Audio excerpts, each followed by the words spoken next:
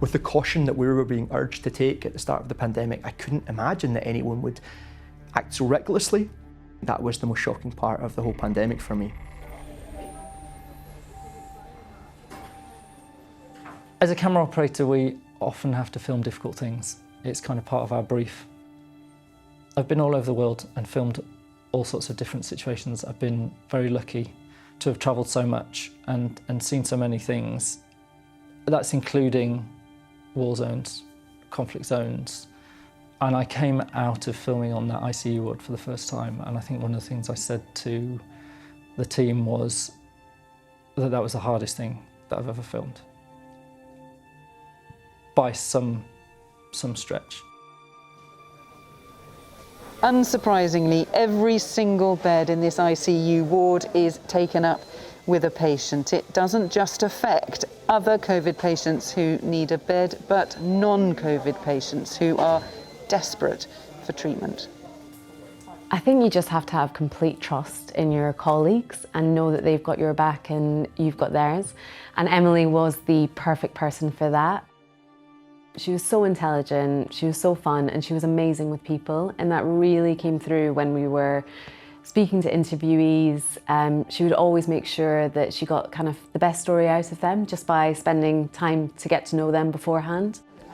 I'm Emily. Hello, Emily. I work for ITV News. And I found that when we interviewed Margaret Keenan, who was the first woman to receive the COVID vaccination, everyone was given 5 minutes with her. Emily used 2 of those 5 minutes, just making sure that she had a cup of tea and had a bit of a breather in between. You're right. Yes, thank you. Yeah, you're feeling okay. Thank you. Yes. Does anything come close in your lifetime to this moment? No, I can't think of anything. This is a terrible, terrible disease, so we do want rid of it. I'm biased, but we definitely got the best interview with her.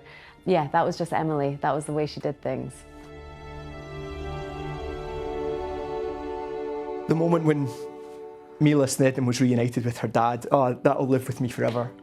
Because I'm going to come home today. Right now. Right now. Hi. Can I get a real hug? Yeah?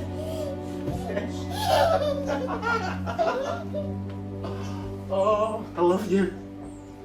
How are you? Are you? But that was a day when I think a lot of us, we were struggling to hold our emotions in. I mean, to be there for it and to see that just pure joy, pure joy. Was that a good surprise?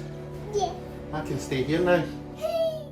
To call it a career highlight wouldn't do it justice. That was a life highlight to be there for that moment. You had to be there in terms of through the pandemic to understand why that mattered so much about this little girl being reunited with her father and what it meant to the whole world about having hope and light at the end of the tunnel. We continued to follow Mila's journey. Not only was she reunited with her father, but we were there the moment when she rang the bell to signify that she'd gone through her last treatment. The time when she rang the bell was around the time when the world was starting to get back to some kind of normality again.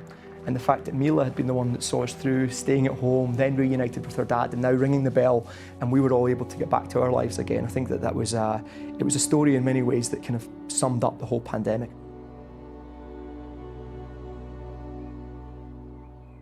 I think we see the legacy of COVID-19 running through all sorts of areas that we wouldn't necessarily have expected. For example, the debate this year around assisted dying.